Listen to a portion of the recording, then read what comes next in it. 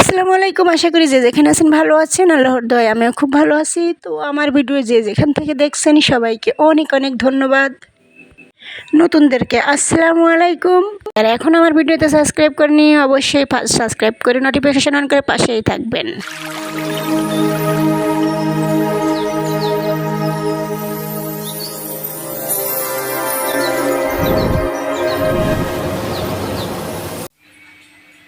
বন্ধুরা দেখেন, আমি গরুর মাংস দিয়ে ভাত খাবো।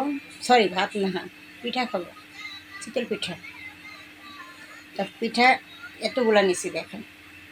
এই যে গরুর মাংস, যে গরুর মাংস সেই মজা হয়েছে। তো নজর দিবেন না।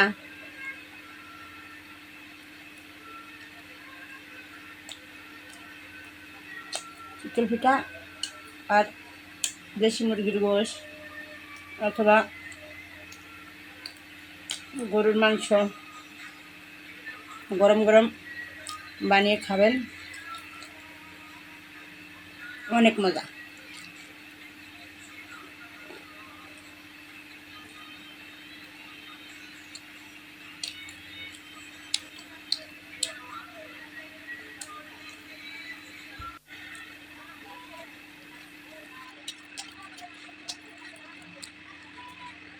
অনেকগুলো মাংস, অনেকগুলো মাংস।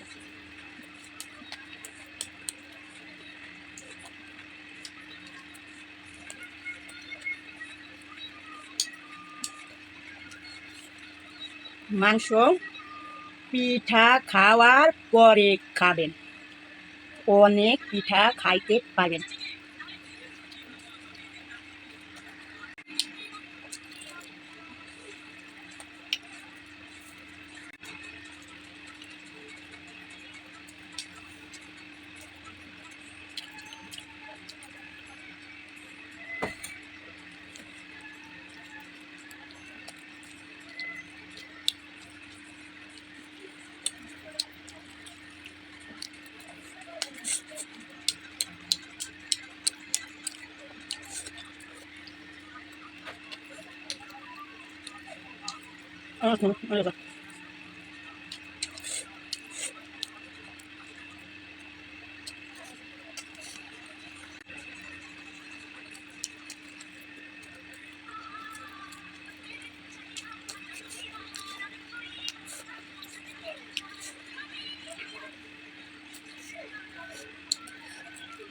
ডাল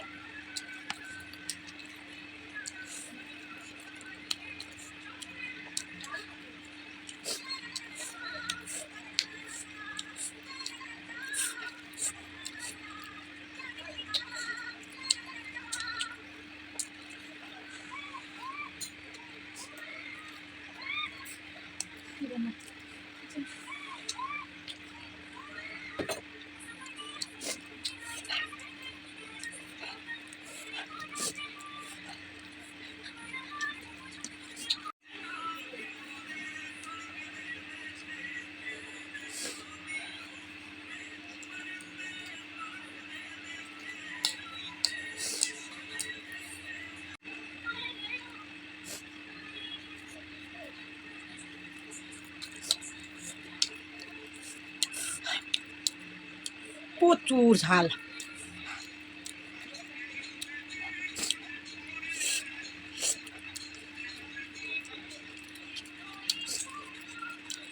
আর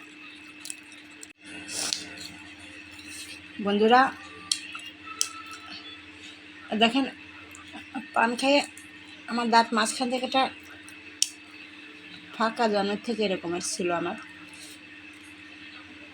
তো দাঁত নতুন করে ওঠার পরেও আমার দাঁতটা সেরকমই ফাঁকা রয়ে গেছে। তো এখন আমি একটা দাঁত এখানে পুটিং করতে চাচ্ছি। আপনারা কি বলেন? আপনারা মতামত জানাবেন। যেরকম আর কি ভালো লাগে? আমার কাছে ভালো লাগে না। আমি কথা বলতে গেলেও আমার মুখে হাত দিয়ে কথা বলতে হয়। তো আমার অনেক ইচ্ছা যে আমার দাঁতটা এখানে একটা দাঁত লাগিয়ে দেখেন কতখানি করে ফাঁকা। দেখেন এই যে এটা যেমনই হোক, কিন্তু এটা একটা পুটিং করার দরকার। তো অনেকে বলে যে না, এখন বয়স হয়ে গেছে, এখন আর পুটিং করে কী করবি। হ্যাঁ, বয়স হয়ে গেছে, আমার 30+ হয়ে গেছে বয়স। তো এই দাঁতটা যেহেতু একটু একটু ভিডিও করি, ইউটিউবে ভিডিও ছাড়ি, তারপরে ফেসবুক পেজে, তো আবার মাঝে মাঝে টিকটকেও দু একটা ভিডিও ছাড়ি। তো দেখতে খারাপ লাগে, অনেকে খারাপ মন্তব্য করে। তো আপনারা মতামত জানাবেন, চিন্তা করবেন না, তো যেরকম আল্লাহ তাআলা দিয়েছে সেভাবেই থাকবে। আপনার মতামতটা জানাবেন।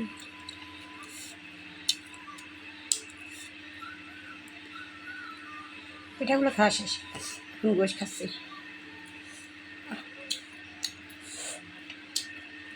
মজা, অনেক মজা।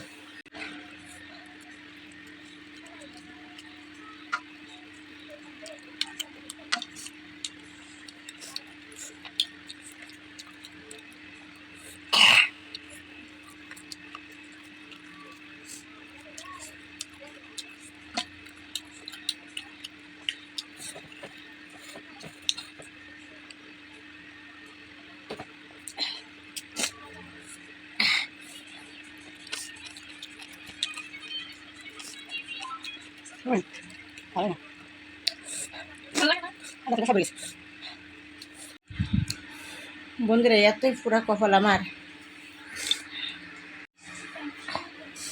বন্ধুরা দেখেন, এত দাঁত ফাঁকা থাকে কোনো মানুষের আমার জানা নেই। তবে মা বাবার আসলেও কী বলবো, জন্মের আগে ওই যে অনেক মুরব্বীরা অনেকে বলে না, শুনি মাঝে মাঝে যে জন্ম পরে মা বাবা একটু শূন্য ভদ্র মাখে নাই, জন্ম পেটে থাকা অবস্থা।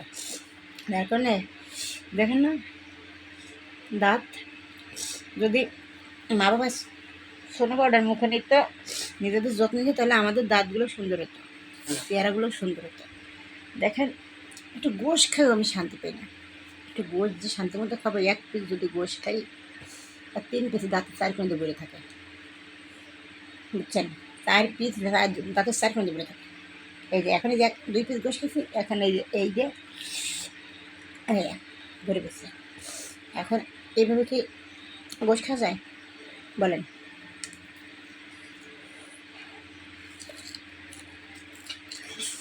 তাও খাবো, তাও খাবো,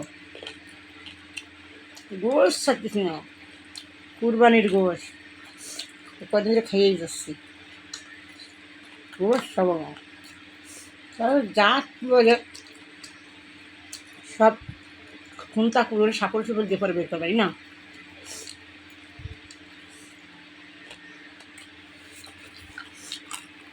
মজা আছে।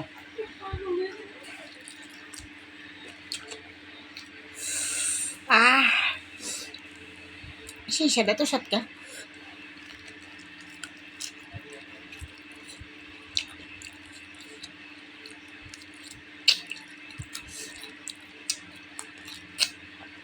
নরম আছে, কি নরম। এরপরে খাবেন, সবগুলো খাই শেষ করে নেই। তারপরে যদি না ভাঙতে পারি দাঁত দিয়ে, পুঁতা দিয়ে পাটা, যদি না ভাঙতে পারি পাটারে ফেলাইয়া, তারপরে পুঁতা দিয়ে শিষ্যা সব ক্যালসিয়াম একবারে খাই ফেলবো। ছোটোবেলায় দেখতাম নানিরা দাদির এরকম করতো।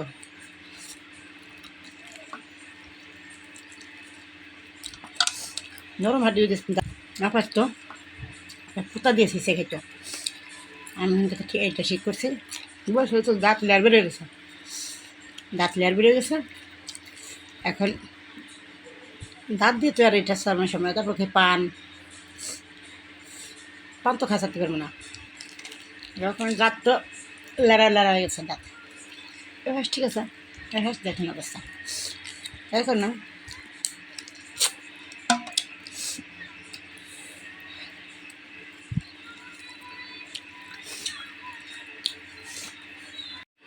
তো বন্ধুরা দেখেন,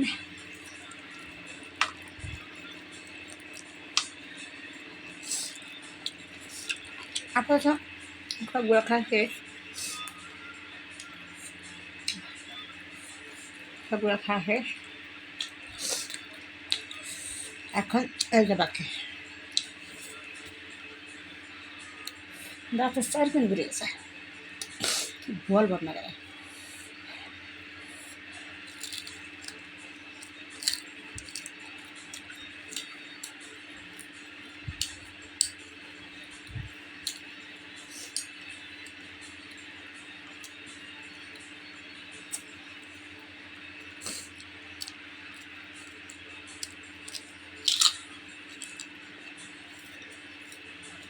নরম আর বেশ।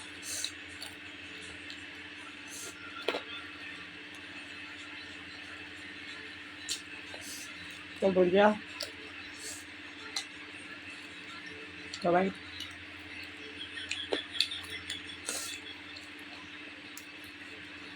আমার দাঁতের একটা পরামর্শ দিবেন,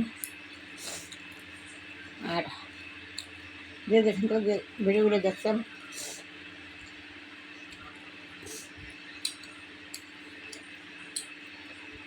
তাই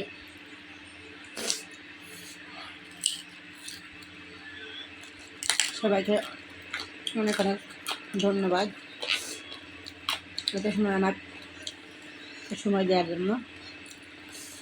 আর